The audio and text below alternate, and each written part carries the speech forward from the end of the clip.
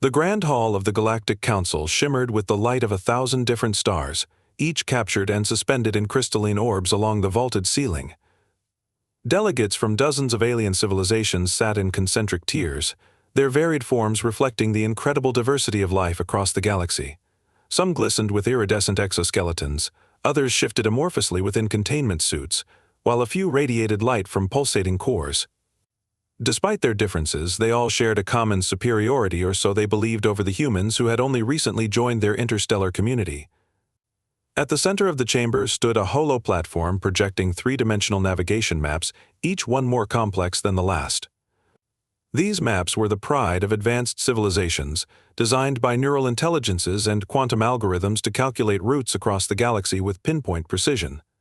The current crisis demanded nothing less.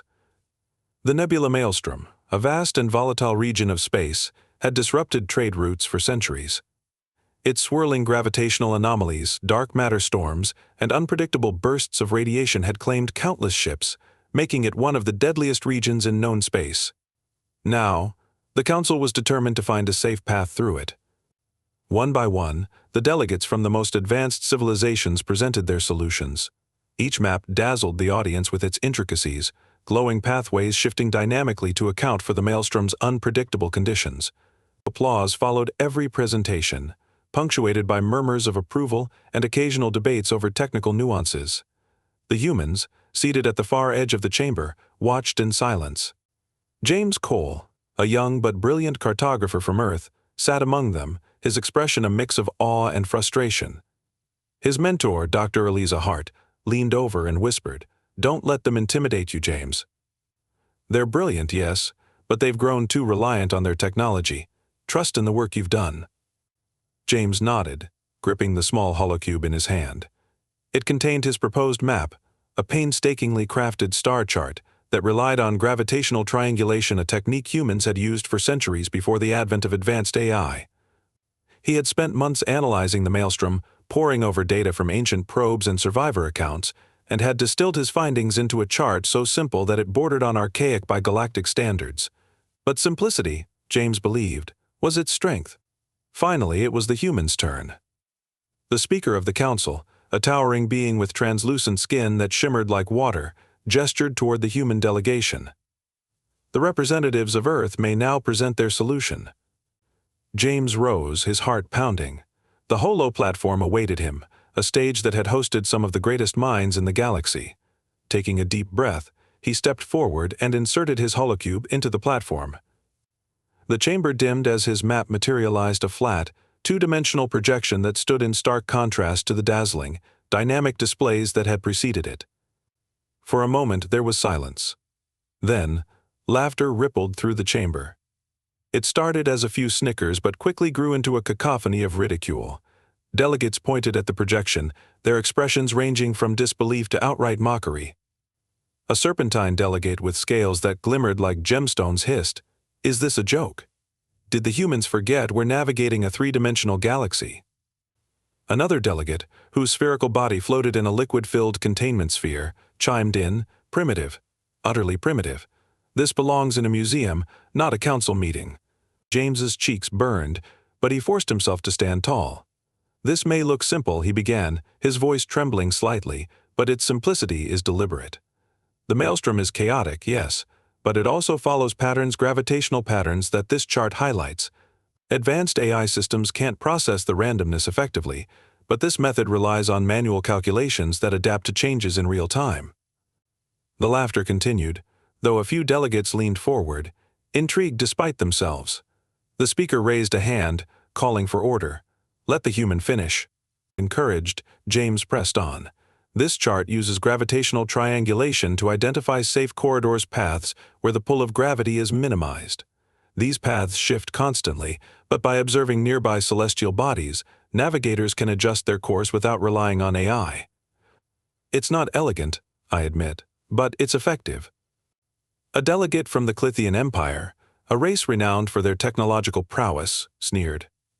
"Effective? Based on what evidence? Your planet has barely explored its own star system, let alone navigated something as complex as the Maelstrom." James met the alien's gaze, his voice steady now. Earth's history is filled with examples of navigating the unpredictable. Before we had computers, we used the stars and the gravitational pull of celestial bodies to cross oceans and space. This method may seem outdated to you, but it's precisely that simplicity that makes it resilient. Dr. Hart, watching from the sidelines, felt a surge of pride. James was holding his ground, even in the face of overwhelming derision. But the room was a sea of skeptics. The speaker tilted their head, their translucent form rippling like disturbed water. "The council will take your proposal under advisement. You may step down." James nodded and returned to his seat, the weight of the chamber's disdain heavy on his shoulders. As the next delegate took the stage, showcasing yet another dazzling map, he turned to Dr. Hart. "They're never going to take us seriously." "They will," she said firmly. "When their systems fail, they'll remember your chart. And when that happens, you'll be ready." The session continued, but James's chart was quickly forgotten amidst the grandeur of more sophisticated solutions. Yet, as the meeting adjourned and the delegates filed out, a few turned back to glance at the human delegation, their expressions thoughtful. James didn't notice he was too busy packing up his holocube, wondering if his work would ever see the light of day. In the depths of the Maelstrom, however, forces were already stirring. The fleet, armed with the most advanced maps in the galaxy, was about to embark on its mission, and James Cole's primitive star chart, dismissed and ridiculed, would soon become the galaxy's only hope. The fleet's departure from the central hub of the Galactic Council was a spectacle of unity and technological brilliance. Over 100 ships from various civilizations, each a marvel of engineering, lined up in perfect formation, their hulls gleaming under the artificial lights of the massive docking station. The mission to traverse the nebula Maelstrom was not only an ambitious endeavor but a symbolic one, a united effort by the galaxy's most advanced minds to conquer one of space's greatest mysteries. Yet beneath the surface of this grandeur lay a simmering tension that no amount of technology could suppress. James Cole stood in the observation deck of the human delegation's modest vessel, watching as the ships began to disappear into the void, one by one. The human craft wasn't part of the main fleet, it would remain behind, monitoring the mission's progress through the vast network of quantum relays. James couldn't shake the gnawing feeling of rejection from the Council's dismissal of his chart. Though he tried to rationalize their skepticism, the memory of their laughter still burned in his mind. "Still thinking about it, aren't you?"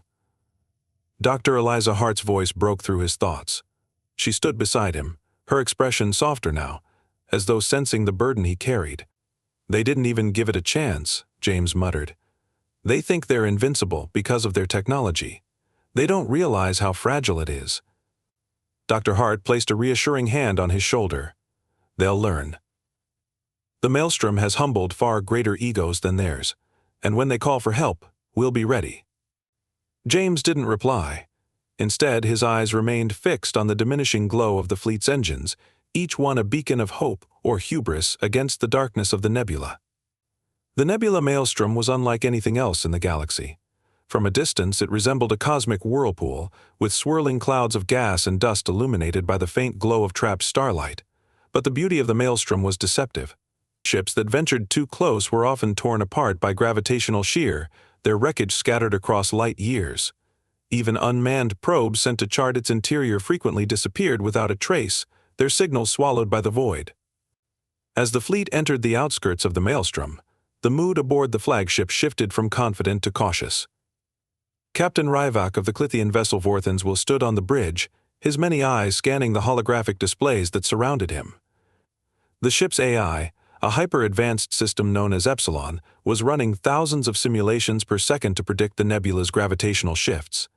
Every decision, from the speed of the ship to the angle of its trajectory, was being meticulously calculated. "All systems stable," Epsilon reported in its cold, mechanical tone. "Proceeding to designated waypoint." Ryvak nodded, his confidence bolstered by the AI's efficiency. Around him, the crew comprised of Clithians and other allied species moved with precision, executing commands with practiced ease. The fleet's formation remained tight, each ship relying on real-time data from its neighbors to maintain cohesion. For the first few hours, everything seemed to be going according to plan. The fleet successfully navigated several minor gravitational disturbances, their advanced shields deflecting bursts of radiation. Onboard systems hummed with a sense of quiet triumph. as though the Maelstrom's dangers were no match for their collective ingenuity. But the Maelstrom had a way of lulling its prey into a false sense of security. The first sign of trouble came as a subtle vibration in the Vorthen's Will's hull. Ryvak dismissed it at first, assuming it was a minor fluctuation in the ship's thrusters. But the vibration grew stronger, spreading through the ship like a tremor. Around him, the crew began exchanging nervous glances. "Epsilon, status report," Ryvak demanded. "Unidentified gravitational anomaly detected," the AI replied. "Compensating." The holographic display shifted, showing a ripple in the surrounding space-time. The anomaly wasn't part of any previously charted data. It appeared suddenly, as though the Maelstrom itself were alive and reacting to the fleet's presence. As Epsilon recalibrated the ship's course, the anomaly intensified, pulling the Vorthen's Will off its trajectory. "Stabilize the ship," Ryvak barked, his voice tinged with unease. "I am attempting to compensate," Epsilon replied, its tone uncharacteristically strained.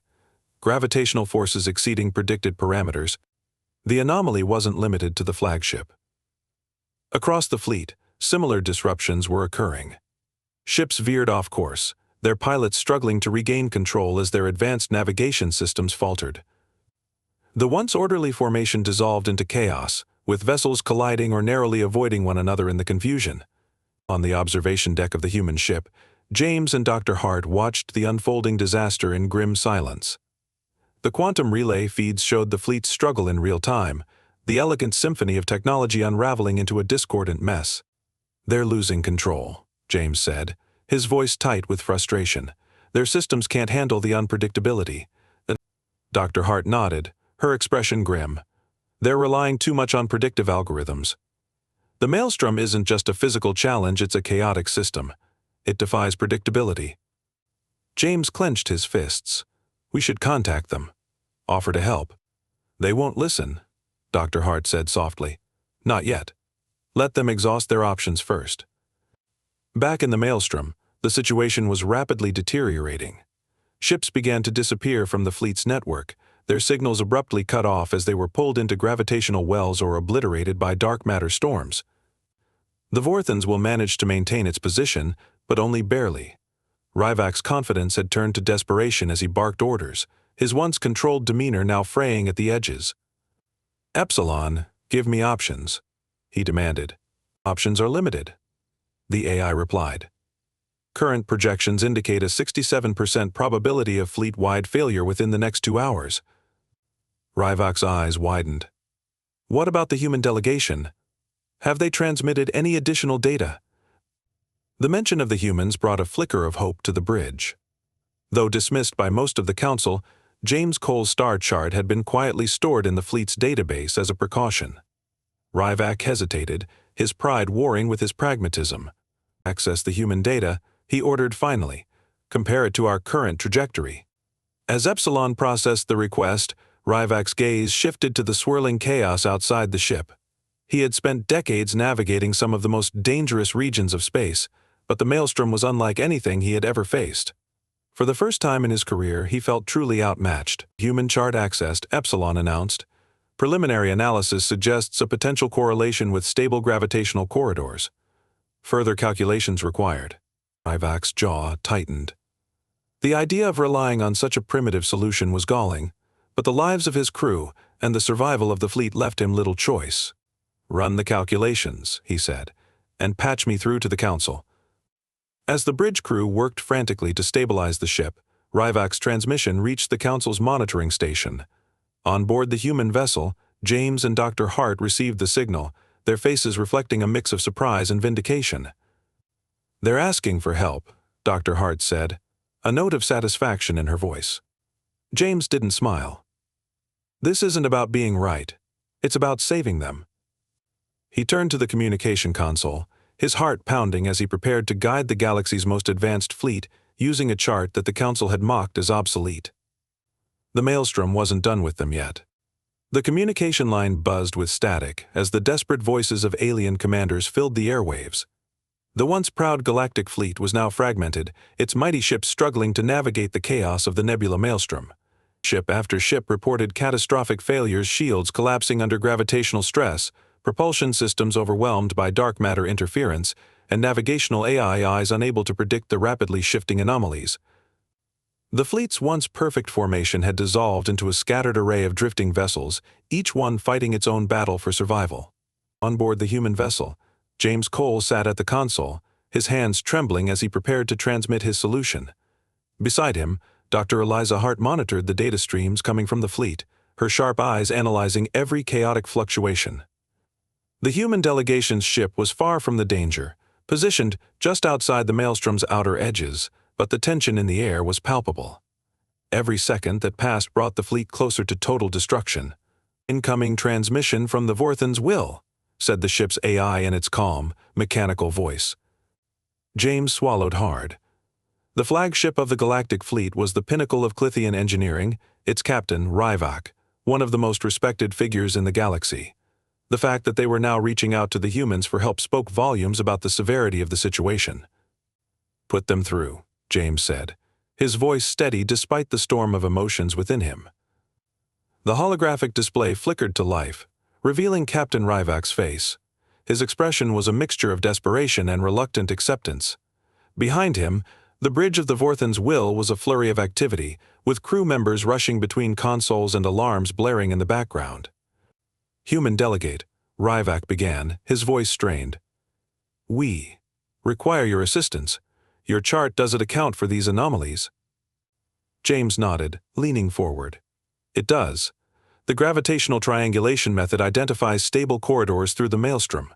These corridors shift constantly, but with manual adjustments, they can be navigated." Ryvak's multiple eyes narrowed. "And your technology, how reliable is it?" "It's not about the technology," James replied firmly. "It's about the methodology. This isn't something your AIs can handle. You need to trust the calculations and adjust in real time. I'll guide you through it." There was a moment of silence as Ryvak considered the words. Finally, he nodded. "Very well. The fleet is in your hands." James exchanged a glance with Dr. Hart, who gave him an encouraging nod. Taking a deep breath, he activated the communication link to the entire fleet. "This is James Cole from the human delegation," he began. "I know many of you are skeptical about our methods, but right now they're your best chance of survival. I'm transmitting the coordinates of the first gravitational corridor. Follow these instructions exactly, and we'll guide you through." The response from the fleet was hesitant, a chorus of voices questioning the validity of the human plan. Some captains outright refused to abandon their AI systems, insisting that their advanced technology would eventually stabilize. But others, faced with no alternatives, agreed to follow James's lead. Coordinates received, Ryvak confirmed. Adjusting course now. The first step was critical.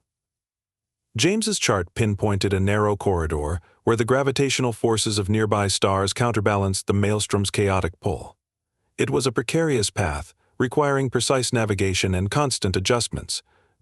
The ships that aligned with James's instructions began to stabilize, their erratic movements smoothing out as they entered the corridor. "It's working," Dr. Hart whispered, her eyes fixed on the data feeds. "They're holding steady." But the success was short-lived. As the fleet progressed deeper into the Maelstrom, the corridors became narrower and more volatile. James worked frantically, recalculating routes based on real-time data and transmitting updates to the fleet. Each adjustment was a race against time, with the gravitational anomalies shifting unpredictably. On the Vorthan's will, Ryvak's crew moved with military precision, executing James's instructions with unerring discipline. The ship's AI, Epsilon, provided supplementary data, but even it struggled to keep up with the pace of the manual calculations. Ryvak watched the holographic display intently, his respect for the human cartographer growing with each successful maneuver. "Human delegate," Ryvak said, his tone softer now, "your methods are unconventional, but effective. How did you develop this chart?" James hesitated, his hands flying across the console as he input new calculations. "It's based on centuries of Earth's history. We used similar techniques to navigate unpredictable oceans and storm systems before we had advanced technology. The Maelstrom isn't so different, it's just on a larger scale." The analogy seemed to resonate with Ryvak. "Perhaps simplicity has its advantages," he admitted. As the fleet pressed on, the human chart continued to prove its worth. Ships that had initially dismissed James's plan now scrambled to align with his coordinates, their captains abandoning their pride in the face of overwhelming evidence. The scattered fleet began to regroup, moving in unison through the shifting corridors. But the Maelstrom wasn't done testing them.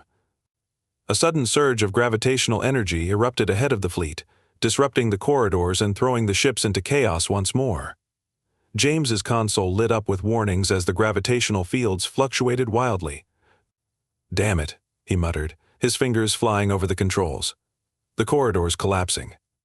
"We need a new route." Dr. Hart leaned over, her voice calm but urgent. "Look at the patterns near Sector Theta. There's a faint stabilization point. It could be another corridor." James analyzed the data, his mind racing. The stabilization point was dangerously close to a dark matter storm, but it was their only option. "Fleet, this is Cole," he announced. "We're diverting to a new corridor. Transmitting coordinates now. It's going to be tight, but we can make it."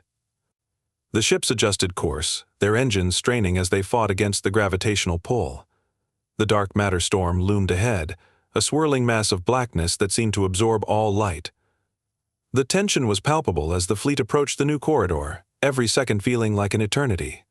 "Hold steady," James urged. "Stay on course."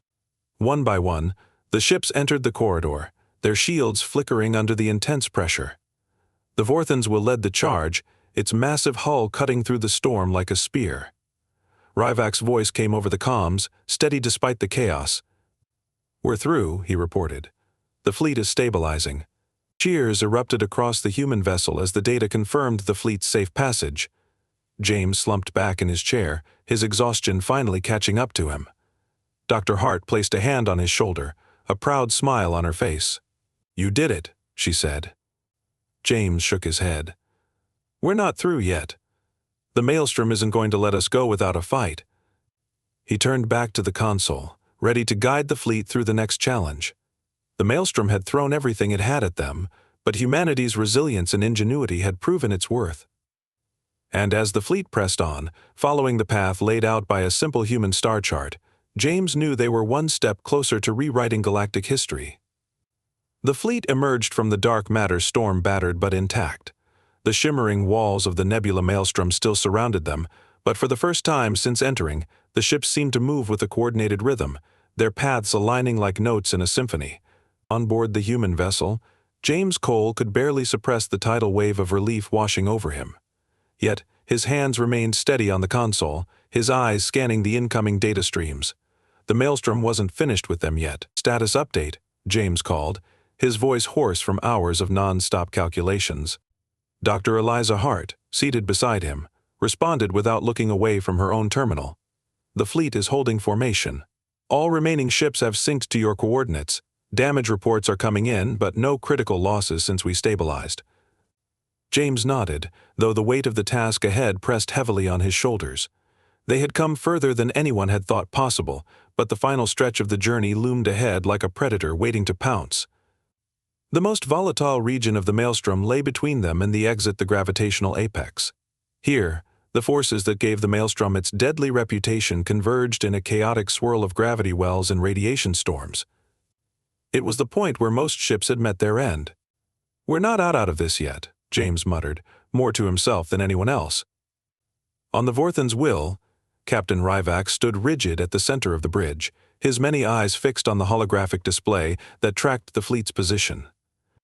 The ship's AI, Epsilon, had long since surrendered its predictive capabilities, relegated to a support role as the human chart dictated their every move.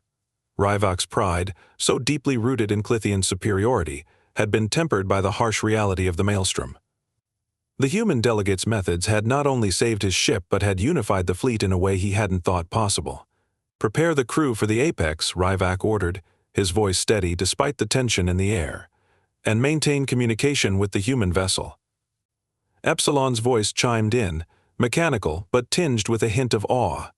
"Preliminary analysis of the apex suggests gravitational forces exceeding safe operational thresholds. Survival probability remains below 20%. Ryvak didn't flinch. "That probability has increased from 0, thanks to the human. We'll follow his lead." The gravitational apex came into view on the fleet's sensors long before they reached it. It appeared as a swirling maelstrom within the maelstrom, an intricate web of gravity wells, dark matter currents, and bursts of radiation that danced like lightning in the void. Even the most advanced sensors could barely process its complexity, and the data streams on James's console fluctuated wildly as the apex seemed to shift and pulse in real time. "This is it," James said, his voice grim. "The hardest part." Dr. Hart leaned forward, her brow furrowed. "What's the plan?" James hesitated. The chart he had developed could only take them so far. The apex was too dynamic, too unpredictable for pre-calculated routes. He would have to guide the fleet manually, recalculating their paths on the fly based on real-time feedback. It was a task that bordered on impossible. "We'll thread the needle," he said finally. "I'll calculate a path through the apex in segments. It's going to be rough, but it's the only way." Dr. Hart's gaze softened. "You can do this, James. You've already brought them this far." Taking a deep breath, James activated the fleet-wide communication link. "This is Cole. We're entering the gravitational apex. This is the most dangerous part of the journey. I'll be guiding you through step by step. Follow my instructions exactly, there's no margin for error." The captains of the fleet responded with a mixture of determination and trepidation. They had seen the effectiveness of James's methods, but the apex was an entirely different beast. As the fleet edged closer, the gravitational forces began to take their toll. Shields flickered and strained, and even the most advanced ships creaked under the stress. "Adjust trajectory by 3 degrees to port," James instructed, his voice calm despite the chaos erupting around him. "Engage secondary thrusters to counteract the pull from the anomaly at Sector Theta." The fleet obeyed, their movements coordinated and precise. Yet, the apex fought back with a vengeance. A sudden burst of radiation erupted from a dark matter storm, slamming into one of the smaller ships. Its shields buckled, and the vessel spun out of control before being swallowed by a gravity well. "Lost the Xantrix 4, Dr. Hart reported grimly. "We have to move faster." James nodded, his focus unyielding. He pushed the limits of his calculations, issuing commands with lightning speed as the apex's chaotic forces intensified. The ships weaved through narrow corridors, their hulls groaning under the strain. Each maneuver was a gamble, a desperate attempt to stay one step ahead of the Maelstrom's wrath. "Sector Delta is collapsing," Dr. Hart warned. "We need a new route." James's fingers flew over the console, his mind racing as he analyzed the shifting gravitational patterns. "Divert to Sector Gamma. It's unstable, but it's our best shot." The fleet shifted course, the larger ships shielding the smaller ones as they barreled through the collapsing sector. Explosions of light and energy erupted around them, the Maelstrom's fury reaching its zenith. On board the Vorthen's Will, Ryvak barked orders, his crew executing maneuvers with precision born of desperation. "We're almost there," James said, his voice tight with exhaustion. "Just a little further." The final stretch of the apex was the narrowest yet, a razor-thin corridor flanked by twin gravity wells that threatened to tear the ships apart. James guided the fleet through with surgical precision, each adjustment a battle against the forces of nature itself. One by one, the ships emerged from the Maelstrom's grasp, their battered hulls glinting in the light of the stars beyond. The vast, empty expanse of open space stretched out before them, a stark contrast to the chaos they had just escaped.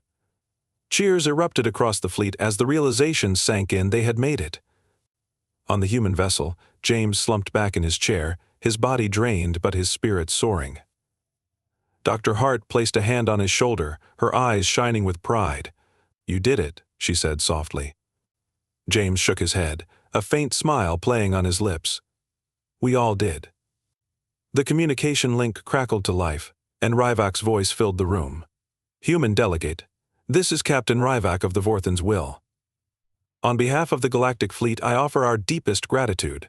Your methods saved us." James sat up, his exhaustion momentarily forgotten. "Thank you, Captain. It was a team effort." The Galactic Council convened shortly after the fleet's return. The surviving delegates gathered to hear the fleet's report. James and Dr. Hart were invited to present their methods, and this time, the chamber was silent not with ridicule, but with respect. The simplicity of the human chart, combined with James's extraordinary navigation, had achieved what the galaxy's most advanced technology could not.